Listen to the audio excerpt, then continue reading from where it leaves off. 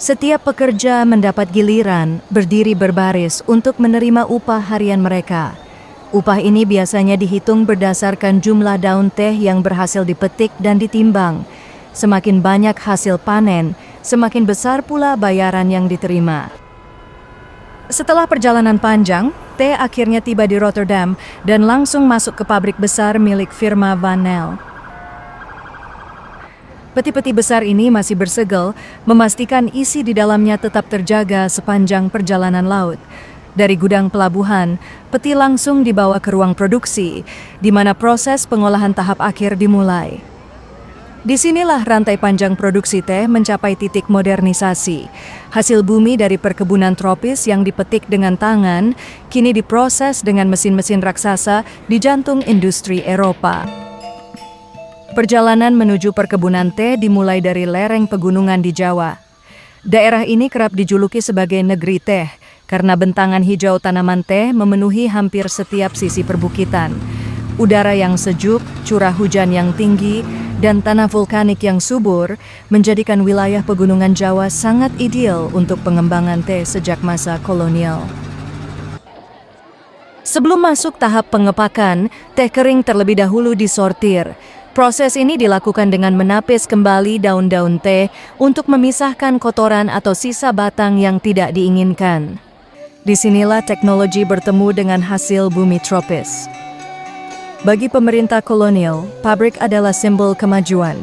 Film-film dokumenter seperti ini sengaja menyoroti mesin berputar, roda giling, dan tungku pengering untuk menunjukkan bagaimana tanah jajahan telah dimodernisasi oleh Eropa. Di gudang pengepakan, setiap peti diberi label perusahaan dan nomor seri, tanda bahwa produk ini siap masuk ke jalur perdagangan internasional.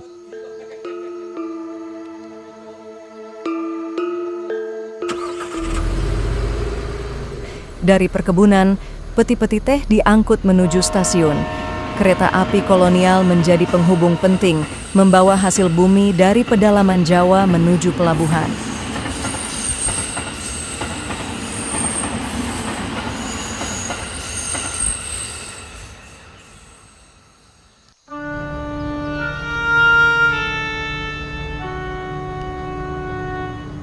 Pada dekade 1920-an, kamera Belanda mendokumentasikan sebuah peristiwa resmi, kunjungan ke Kesultanan Sambas, Kalimantan Barat. Arsip langka ini memberi gambaran bagaimana kehidupan di tepi sungai dan di pusat kekuasaan lokal berlangsung pada masa kolonial. Pagi itu, kabut menyelimuti sungai Sambas. Dalam catatan Belanda disebut Een nevelige ochtend op de rivier van Sambas, sebuah pagi yang berkabut di tepian sungai. Sungai inilah yang sejak berabad-abad menjadi urat nadi perdagangan dan transportasi. Perahu-perahu rakyat melintas, menghubungkan desa-desa, pasar, dan pelabuhan, menjadikan sungai lebih dari sekadar jalur air. Ia adalah pusat kehidupan. Di tepian tampak rumah-rumah penduduk, het grootste deel der woningen op vlotten gebouwd. Sebagian besar hunian dibangun di atas rakit atau terapung di atas air. Cara hidup ini mencerminkan adaptasi masyarakat terhadap lingkungan rawa dan arus sungai. Rumah di atas rakit memberi keleluasaan, mudah dipindah, tahan terhadap banjir, dan sekaligus menyatu dengan tradisi maritim yang kuat di Sambas.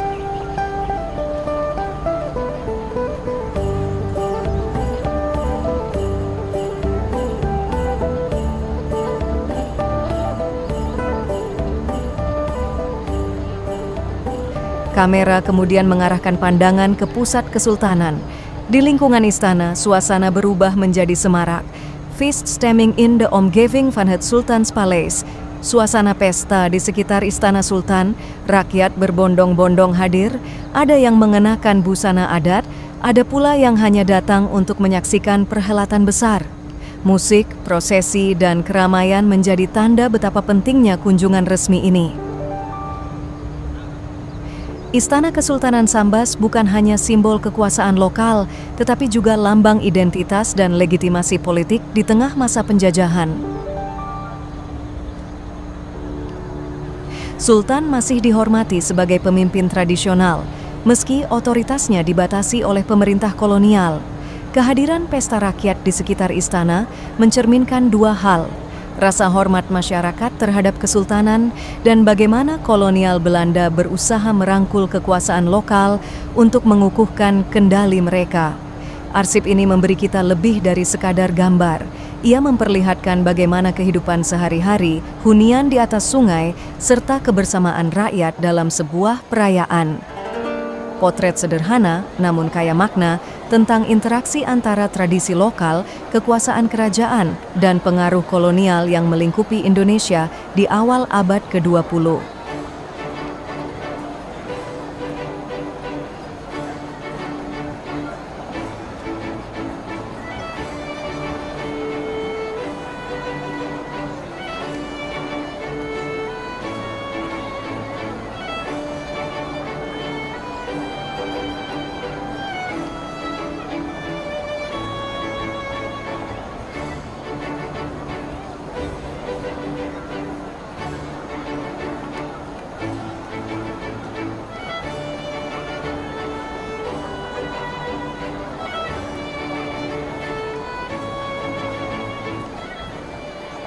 Setelah suasana meriah di sekitar Istana Sultan Sambas, acara berlanjut dengan arak-arakan masyarakat Melayu untuk menghormati para tamu penting.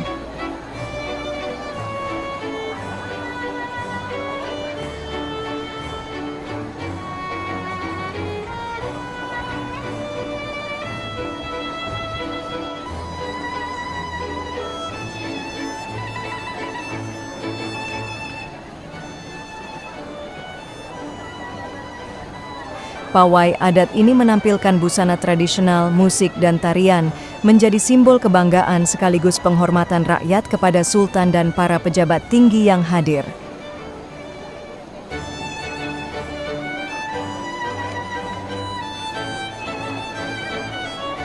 Selanjutnya, terekam momen perpisahan antara Gubernur Jenderal Belanda dengan Sultan Sambas. Adegan ini menunjukkan bagaimana kekuasaan lokal masih dihargai, meski berada dalam bayang-bayang kendali pemerintah kolonial. Perjalanan rombongan kemudian berlanjut menuju Kota Pemangkat, sebuah pelabuhan penting di Kalimantan Barat. Pemangkat dikenal sebagai pusat perdagangan hasil bumi, seperti lada, karet, dan kopra, yang menjadi komoditas utama wilayah ini sejak masa lampau. Di Rangker, masyarakat menyambut kedatangan rombongan dengan penuh sukacita. Penyambutan yang hangat ini bukan hanya bentuk penghormatan terhadap tamu agung, tetapi juga memperlihatkan keramahan khas masyarakat pesisir Kalimantan Barat.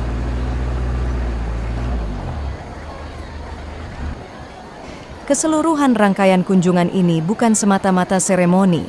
Ia juga menjadi gambaran bagaimana kekuasaan kolonial Belanda berusaha merangkul kerajaan-kerajaan lokal untuk menegaskan pengaruhnya, sementara rakyat tetap mengekspresikan identitas budaya melalui perayaan, arak-arakan, dan penyambutan yang meriah. Dari wilayah pesisir Kalimantan Barat, salah satu komoditas utama yang dihasilkan adalah kopra atau daging kelapa kering. Kopra menjadi komoditas penting dalam perdagangan kolonial karena menjadi bahan dasar pembuatan minyak kelapa, sabun, dan produk industri lainnya.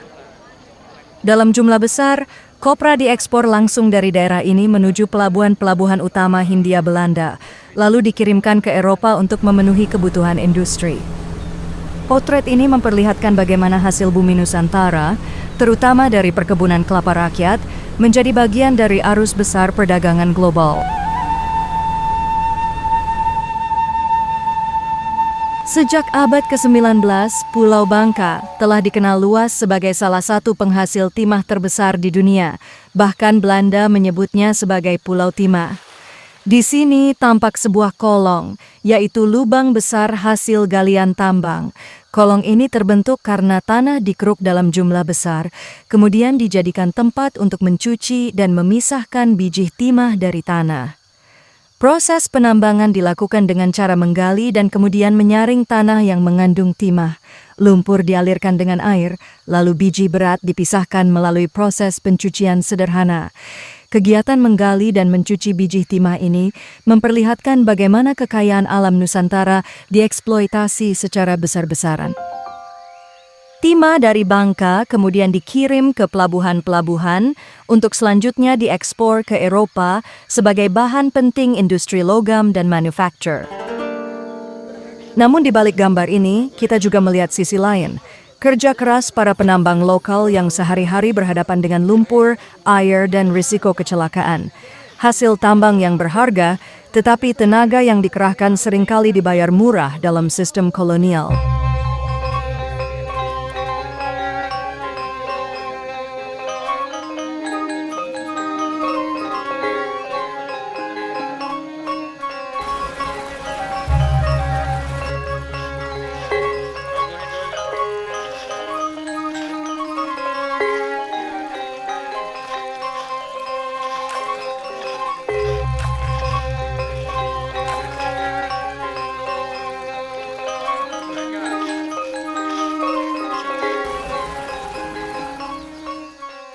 Selain timah, Pulau Bangka juga dikenal sebagai salah satu penghasil lada penting di Nusantara. Budidaya lada di pulau ini banyak dijalankan oleh para pekerja tambang keturunan Tionghoa yang sejak abad ke-18 telah bermigrasi ke Bangka atas dorongan pemerintah kolonial. Mereka tidak hanya bekerja di sektor tambang timah, tetapi juga mengembangkan perkebunan lada sebagai sumber penghasilan tambahan. Lada dari Bangka memiliki kualitas tinggi dan menjadi salah satu komoditas penting yang diperdagangkan ke pasar dunia. Perpaduan antara kerja tambang dan perkebunan memperlihatkan bagaimana komunitas Tionghoa di Bangka memainkan peran besar dalam roda ekonomi kolonial. Sementara itu, hasil bumi dari tanah Bangka terus mengalir ke pelabuhan-pelabuhan besar untuk kemudian dibawa ke Eropa. Perjalanan berlanjut menuju Palembang dan wilayah sekitarnya. Kota Palembang berdiri di tepi Sungai Musi, sungai besar yang telah menjadi urat nadi kehidupan masyarakat Sumatera Selatan sejak berabad-abad. Dari muara di pantai timur Sumatera, Sungai Musi membentang lebih dari 100 km menuju pedalaman. Letak geografis ini menjadikan Palembang sebagai kota pelabuhan penting. Bahkan kapal-kapal laut berukuran besar dapat berlayar jauh ke hulu melalui Sungai Musi, langsung mencapai jantung kota. Fungsi strategis Sungai Musi menjadikan Palembang bukan hanya pusat perdagangan, tetapi juga titik temu budaya dan kekuasaan. Pada masa kolonial, keunggulan letak ini dimanfaatkan sepenuhnya untuk mengalirkan hasil bumi dari pedalaman menuju pasar dunia.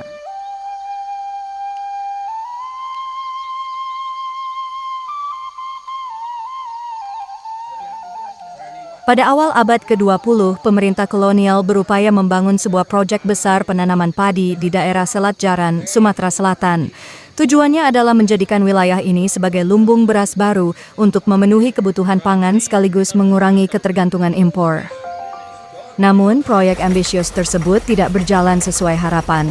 Faktor alam, kesalahan perhitungan teknis, dan kendala tenaga kerja membuat percobaan itu berakhir dengan kegagalan. Kisah ini mencerminkan bagaimana pemerintah kolonial sering mencoba menerapkan proyek raksasa di tanah jajahan, tetapi tidak selalu memahami kondisi setempat.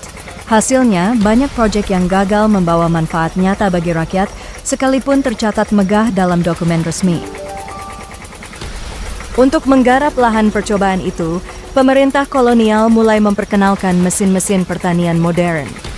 Traktor dan alat bajak mekanis digunakan untuk mengolah tanah, sesuatu yang pada masa itu masih jarang terlihat di Nusantara. Penggunaan teknologi pertanian modern ini dimaksudkan untuk meningkatkan efisiensi dan memperluas areal tanam dengan cepat. Namun, penerapannya seringkali tidak disesuaikan dengan kondisi alam setempat. Akibatnya, meski teknologi yang dibawa terlihat maju, hasilnya tidak selalu sesuai dengan harapan. Banyak proyek yang gagal memberi manfaat nyata bagi rakyat, dan justru lebih menunjukkan ambisi kolonial untuk mendemonstrasikan kekuatan modernitas di tanah jajahan.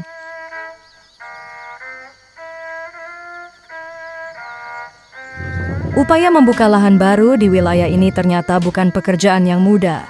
Kamera memperlihatkan betapa beratnya pekerjaan pembukaan lahan yang dilakukan pada masa itu. Untuk mengeringkan tanah rawa, digali parit-parit panjang yang membentang hingga berkilometer. Parit-parit ini berfungsi sebagai saluran drainase, agar lahan yang semula tergenang air bisa dimanfaatkan untuk pertanian.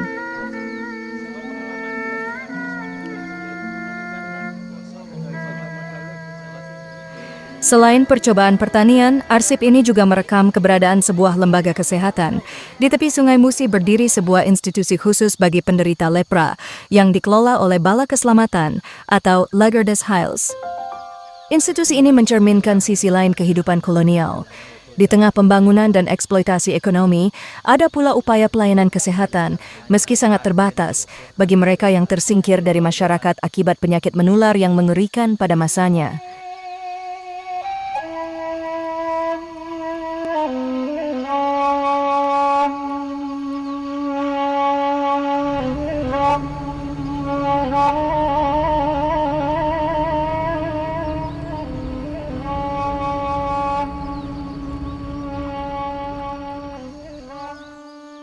Film ini kini membawa kita ke Jawa, menyoroti salah satu komoditas utama Hindia Belanda pada awal abad ke-20, teh.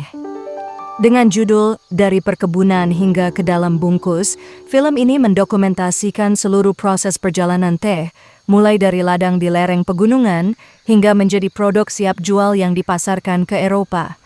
Kunjungan dilakukan ke sebuah perusahaan perkebunan teh yang dimiliki dan dikelola oleh pihak swasta Belanda. Arsip ini direkam oleh Willy Mullens, seorang tokoh penting dalam dunia film dokumenter kolonial, sekaligus direktur Haga Film Fabrik di Den Haag. Bagi pemerintah kolonial, dokumentasi seperti ini berfungsi ganda, di satu sisi sebagai promosi keberhasilan industri perkebunan, di sisi lain sebagai legitimasi kekuasaan kolonial atas sumber daya alam di Nusantara. Perjalanan menuju perkebunan teh dimulai dari lereng pegunungan di Jawa. Daerah ini kerap dijuluki sebagai negeri teh karena bentangan hijau tanaman teh memenuhi hampir setiap sisi perbukitan. Udara yang sejuk, curah hujan yang tinggi, dan tanah vulkanik yang subur menjadikan wilayah pegunungan Jawa sangat ideal untuk pengembangan teh sejak masa kolonial. Bagi pemerintah Hindia Belanda, perkebunan teh adalah simbol keberhasilan ekonomi sekaligus kebanggaan kolonial, karena dari sinilah jutaan kilogram teh diekspor ke Eropa.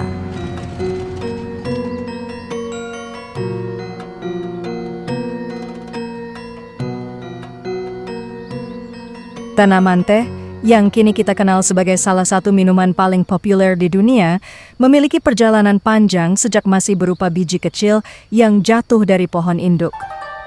Pohon benih teh memiliki kemiripan dengan perdu teh yang menghasilkan daun untuk diseduh, namun ia dibiarkan tumbuh liar, tidak dipangkas, tidak pula dipetik. Karena itu, ia mampu tumbuh besar, menjulang, dan menghasilkan buah teh dalam jumlah banyak. Buah-buah kecil ini ketika matang, pecah dengan sendirinya dan biji-bijinya jatuh ke tanah. Dari sinilah awal perjalanan setiap tanaman teh dimulai. Para pekerja perkebunan akan mengumpulkan biji-biji itu dengan teliti, karena dari benda kecil inilah lahir komoditas berharga yang kelak melintasi samudra. Biji teh yang terkumpul kemudian dibawa ke Quakerage, tempat pembibitan. Di lahan subur dan gembur, biji itu ditanam dengan cermat. Setelah 3 bulan, bibit-bibit kecil mulai bertunas, menumbuhkan akar halus yang menembus tanah, dan batang muda yang perlahan mencari cahaya matahari. Pada tahap berikutnya, bibit dipindahkan ke lahan yang lebih luas. Pemindahan ini penting agar tanaman kecil itu punya ruang untuk berkembang tanpa saling berebut nutrisi. Dengan perawatan yang konsisten, bibit teh tumbuh dengan cepat, seolah-olah dalam asuhan seorang ibu yang sabar. Setelah berusia 1 tahun, bibit itu sudah berubah menjadi perdu teh muda. Dan setelah 2,5 tahun, tingginya sudah cukup menjulang, menandai kesiapan untuk menjadi bagian dari perkebunan besar. Hamparan teh kemudian membentang sejauh mata memandang. Ribuan hektar kebun teh yang tertata rapi menjadi pemandangan khas pegunungan Jawa di masa kolonial. Keindahan ini sekaligus menjadi simbol besar. Alam tropis yang subur ditundukkan untuk kepentingan perdagangan global. Di kejauhan, siluet Gunung Papandayan menjulang. Gunung berapi besar itu berdiri kokoh sebagai latar megah bagi perkebunan teh. Alam pegunungan yang sejuk, tanah vulkanik yang subur, dan kerja keras ribuan pekerja pribumi menjadikan tempat ini sebagai negeri teh. Namun di balik keindahan yang ditampilkan dalam arsip film kolonial, ada kenyataan lain. Tenaga manusia yang setiap hari harus menunduk, mencabut gulma, merawat bibit, dan memastikan setiap tanaman tumbuh sempurna. Pekerjaan panjang, melelahkan, tapi jarang sekali mendapat sorotan. Dengan demikian, setiap tegukan teh yang sampai ke meja-meja Eropa sesungguhnya menyimpan kisah perjalanan panjang. Dari buah kecil yang pecah di tanah, menjadi bibit munggil di pembibitan, tumbuh menjadi perdu, lalu menjelma menjadi kebun luas yang menopang industri kolonial di Hindia Belanda.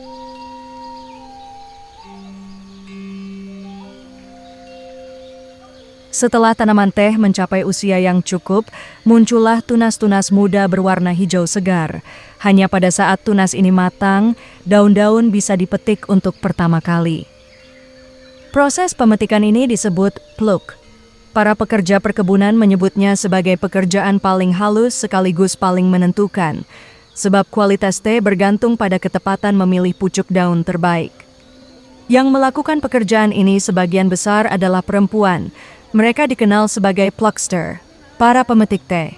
Dengan cekatan, mereka memetik pucuk muda satu persatu, hanya memilih daun yang dianggap layak. Gerakan tangan mereka cepat, terlatih, dan nyaris otomatis. Setiap hari, puluhan hektar kebun teh harus dipetik. Di balik barisan panjang perempuan pemetik, berdirilah para mandor pribumi yang bertugas mengawasi jalannya pekerjaan. Mandor inilah yang memastikan agar barisan pemetik berjalan rapi, agar tak ada bagian kebun yang terlewat, dan agar target panen bisa terpenuhi. Bagi pekerja, pekerjaan ini bukan sekadar rutinitas. Jam kerja panjang, cuaca dingin pegunungan, serta kewajiban memenuhi target membuat pemetikan teh menjadi pekerjaan yang melelahkan. Meski begitu, film kolonial sering menampilkannya sebagai pemandangan indah. Barisan perempuan berseragam sederhana, bergerak serentak di hamparan hijau. Namun di balik gambar yang tampak damai, tersimpan kisah tenaga kerja murah yang menopang industri besar. Jutaan kilogram teh yang diekspor ke Eropa berawal dari jari-jari lincah para pemetik yang sehari-hari menunduk di kebun tanpa pernah merasakan keuntungan besar dari hasil jerih payahnya. Kecekatan tangan para pemetik teh sering menjadi sorotan dalam arsip film kolonial.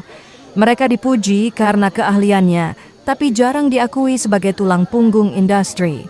Padahal, tanpa ketelitian dan keteguhan mereka, perkebunan teh di Jawa tak akan pernah menjadi mesin ekonomi yang menguntungkan bagi pemerintah kolonial Belanda. Daun-daun teh yang telah dipetik tidak langsung dibawa ke pabrik.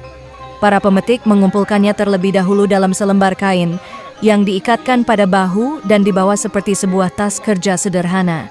Setiap kali selesai memetik, hasil panen ditimbang di kebun. Penimbangan ini menjadi cara untuk memastikan jumlah daun yang terkumpul, sekaligus mencatat produktivitas para pemetik. Selain pekerjaan memetik, kebun juga dijaga dengan teknik konservasi tanah. Parit-parit atau kuil kecil digali untuk menahan tanah agar tidak hanyut saat hujan deras. Dengan cara ini, lapisan tanah subur tetap berada di kebun, tidak terbawa arus. Untuk menjaga kesuburan lahan, ditanam pula tanaman penutup tanah yang disebut pupuk hijau. Biasanya berupa tanaman kacang-kacangan yang memiliki bintil akar penghasil nitrogen. Kehadiran tanaman ini membantu memperkaya unsur hara dalam tanah, sehingga tanaman teh bisa terus tumbuh subur dalam jangka panjang.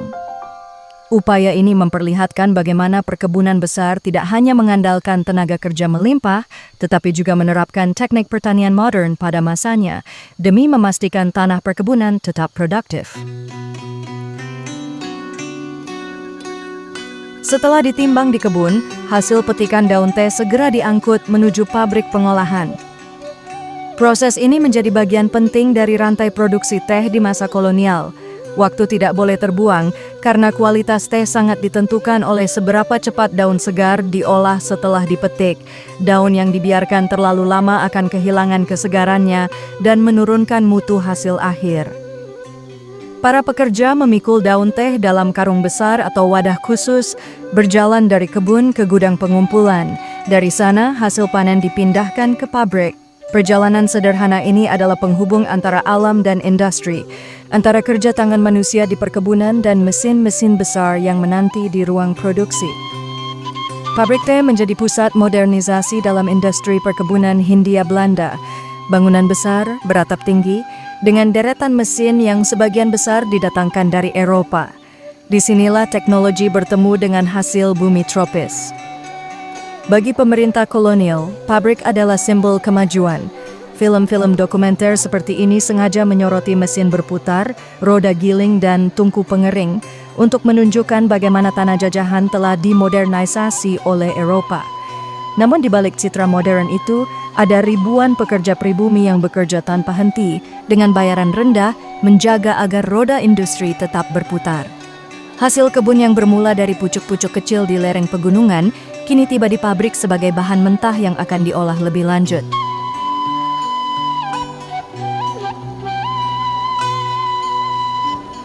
Pembayaran upah kepada para pemetik.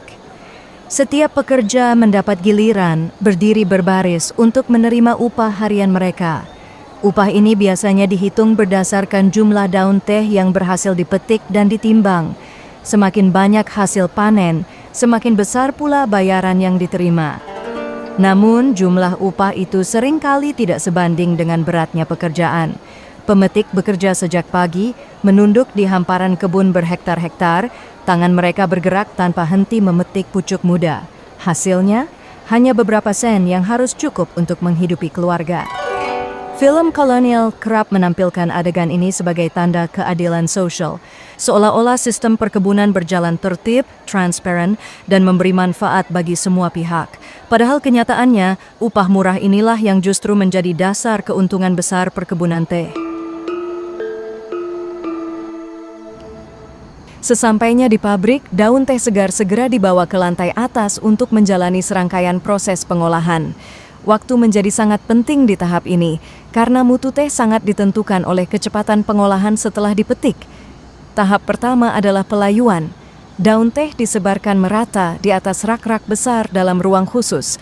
Selama kurang lebih 6 jam, daun kehilangan setengah kadar airnya. Proses ini membuat daun menjadi lentur dan mudah digulung. Kadang, untuk mempercepat pekerjaan, pelayuan dilakukan dengan menggunakan drum berputar yang dialiri udara panas. Setelah cukup layu, daun masuk ke mesin penggulung. Di sini, roll-roll besi berputar saling berlawanan, menekan dan menggulung daun. Proses ini memberi bentuk khas pada daun teh, sekaligus membantu mengeluarkan cairan sel yang penting untuk fermentasi berikutnya. Daun yang sudah digulung kemudian dipisahkan ke dalam 3 kategori: halus, kasar, dan sangat kasar. Tahap berikutnya adalah fermentasi. Dalam ruangan khusus, daun teh dibiarkan beberapa waktu untuk menjalani proses oksidasi alami. Sama seperti pada tembakau, fermentasi mengubah warna hijau daun menjadi coklat keperungan, sekaligus memperkaya aroma.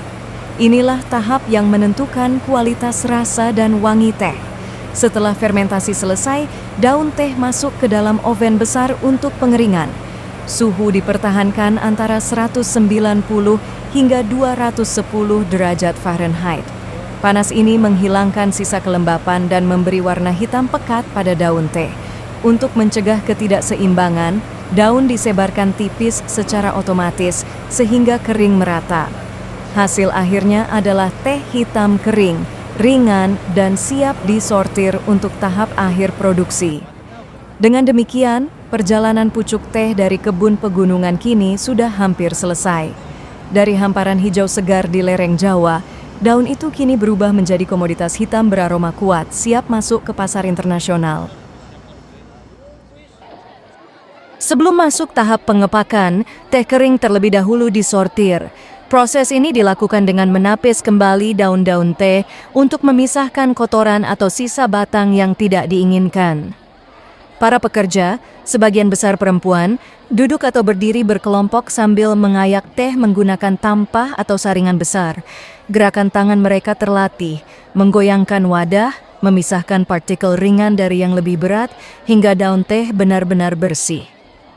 Pekerjaan ini membutuhkan ketelitian tinggi. Setiap butir teh diperiksa, karena kualitas ekspor ditentukan oleh kebersihan dan keseragaman produk. Di mata pasar Eropa, teh Jawa harus tampil sempurna, tanpa cacat.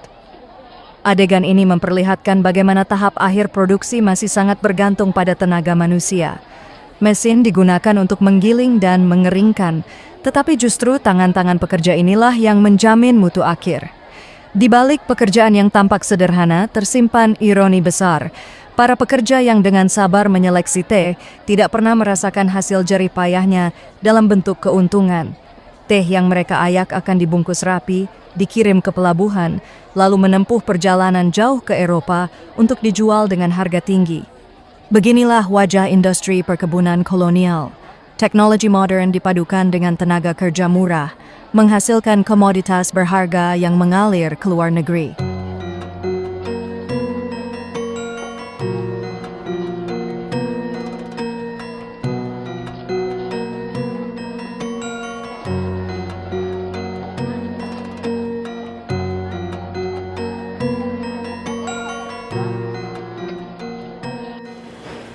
Sesudah proses pembersihan, teh disortir lagi dengan serangkaian ayakan.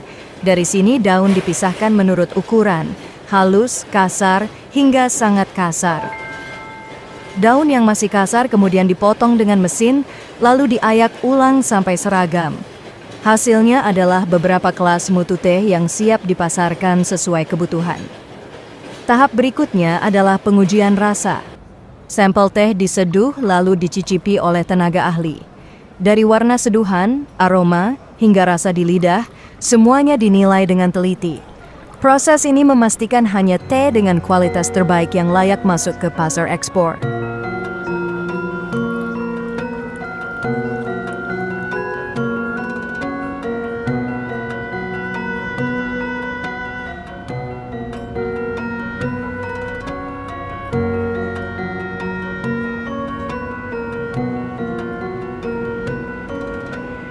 Untuk memastikan kualitas, teh diseduh selama 5 menit, waktu yang dianggap paling tepat untuk menguji rasa dan warna. Daun yang sudah diseduh lalu dipisahkan, ditempatkan di atas kertas uji dan diperiksa dengan teliti. Dari bentuk dan warnanya, para ahli dapat menilai apakah proses pengolahan di kebun dan pabrik berjalan sesuai standar. Warna daun setelah seduhan menjadi tolok ukur utama. Daun yang seragam dan berwarna baik menunjukkan mutu tinggi, sementara warna kusam atau tidak rata menandakan ada kekurangan dalam proses. Dengan cara inilah setiap produksi dijaga agar teh dari Jawa selalu layak dipasarkan ke luar negeri.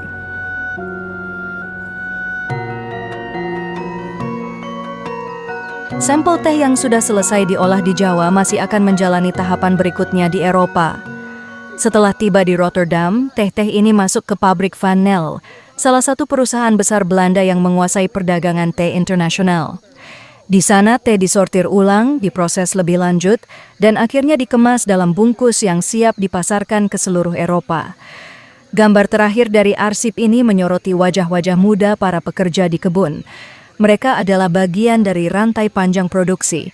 Tangan kecil yang memetik pucuk, tubuh yang bekerja dari fajar hingga senja untuk menghasilkan komoditas yang nilainya berlipat ketika tiba di negeri jauh.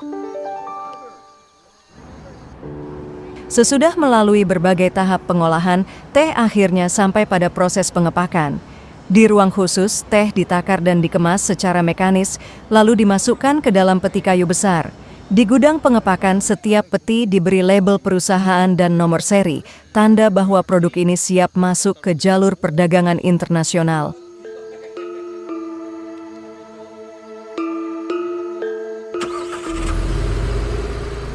Dari perkebunan, peti-peti teh diangkut menuju stasiun.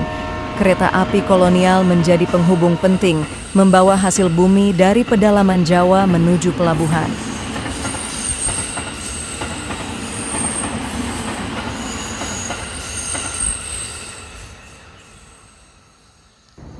Perjalanan berakhir di Tanjung Priok, Batavia. Di sini, peti-peti teh dipindahkan ke kapal uap besar. Kapal inilah yang akan mengangkut teh dan berbagai komoditas lain dari Hindia Belanda menuju pasar dunia. Adegan keberangkatan kapal menutup arsip ini dengan jelas. Teh dari pucuk-pucuk hijau di pegunungan Jawa akhirnya menempuh ribuan kilometer, meninggalkan tanah jajahan untuk memenuhi cangkir-cangkir teh di Eropa.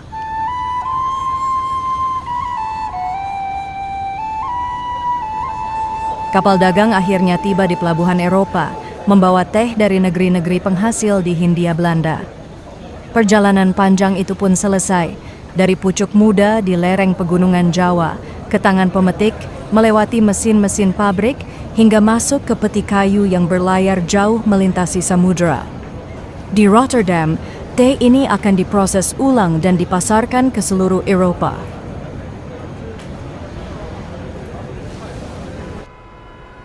Setelah perjalanan panjang, teh akhirnya tiba di Rotterdam dan langsung masuk ke pabrik besar milik firma Van Nel. Peti-peti besar ini masih bersegel, memastikan isi di dalamnya tetap terjaga sepanjang perjalanan laut. Dari gudang pelabuhan, peti langsung dibawa ke ruang produksi, di mana proses pengolahan tahap akhir dimulai. Disinilah rantai panjang produksi teh mencapai titik modernisasi. Hasil bumi dari perkebunan tropis yang dipetik dengan tangan, kini diproses dengan mesin-mesin raksasa di jantung industri Eropa. Di gudang, peti-peti kayu dibuka dan isi teh dikeluarkan. Daun teh kering kemudian masuk ke mesin pemecah. Gulungan roll baja memecah daun menjadi ukuran lebih kecil, sementara debu dan kotoran tersedot keluar melalui saluran penghisap. Van Nel menekankan bahwa teh pecah berbeda dari teh debu atau bubuk karena kualitasnya tetap terjaga. Selanjutnya, teh yang sudah dipecah dialirkan dengan ban berjalan menuju mesin pencampur raksasa. Di sini, berbagai jenis teh dicampur dalam drum berkapasitas 2.000 pon hingga menghasilkan campuran yang seragam sesuai standar rasa dan aroma perusahaan. Setelah beberapa menit, campuran teh siap dipindahkan ke gerobak timbang, lalu ditimbang dengan cermat sebelum masuk ke tahap akhir pengemasan. Sistem ini memperlihatkan perbedaan mencolok. Jika di Jawa teh masih sangat bergantung pada kerja tangan ribuan pemetik, di Rotterdam mesin modern bekerja cepat, otomatis, dan efisien. Inilah wajah industri kolonial. Hasil bumi dari timur diproduksi murah untuk kemudian dimodernisasi dan dipasarkan mahal di barat. Beginilah perjalanan panjang teh di tanah jajahan. Dari pucuk muda di lereng pegunungan, ke tangan pemetik di perkebunan, melewati mesin-mesin pabrik, hingga akhirnya masuk ke peti kayu yang berlayar jauh meninggalkan Jawa. Bagi pemerintah kolonial, teh adalah simbol keberhasilan ekonomi. Namun bagi rakyat pribumi, teh juga menyimpan cerita kerja keras, upah murah, dan pengorbanan yang jarang tercatat dalam dokumen resmi. Arsip ini bukan hanya memperlihatkan proses produksi, tetapi juga menggambarkan wajah kolonialisme, ketika kekayaan alam dan tenaga manusia dari Nusantara mengalir deras ke luar negeri, sementara masyarakat setempat hanya menjadi penonton. Kini, rekaman bisu dari hampir seabad lalu ini menjadi saksi sejarah bahwa setiap tegukan teh yang dinikmati di Eropa pernah melalui perjalanan panjang dan setiap helainya menyimpan kisah tentang tanah, keringat, dan sejarah bangsa. Perjalanan Gubernur Jenderal di Hindia Belanda memperlihatkan wajah kolonial yang penuh dengan seremoni dan simbol kekuasaan. Namun di balik upacara kenegaraan itu, kita juga melihat kehidupan ekonomi, perkebunan teh yang luas, para pekerja yang tekun, mesin-mesin pabrik yang berputar tanpa henti dan hasil bumi yang menjadi tulang punggung kolonialisme. Rekaman ini mengingatkan kita bahwa sejarah bangsa bukan hanya tentang pejabat yang berdiri di panggung, melainkan juga tentang rakyat yang bekerja di ladang. Arsip seperti ini membuka mata betapa kuatnya peran tanah, tenaga, dan keringat Nusantara dalam roda kolonialisme, sekaligus menjadi pijakan bagi perjalanan menuju kemerdekaan. Failure Channel menghadirkan dokumenter ini agar masa lalu tetap berbicara, bukan untuk dipuja, tetapi untuk dipahami. Karena hanya dengan mengenali akar sejarah, kita bisa melangkah lebih tegas ke masa depan. Saatnya kami pamit undur sejenak. Dan untuk para pecinta sejarah yang cerdas dan berkualitas, terima kasih banyak sudah menyimak. Sampai jumpa di lembar sejarah berikutnya hanya di Failure Channel. Obaka-san.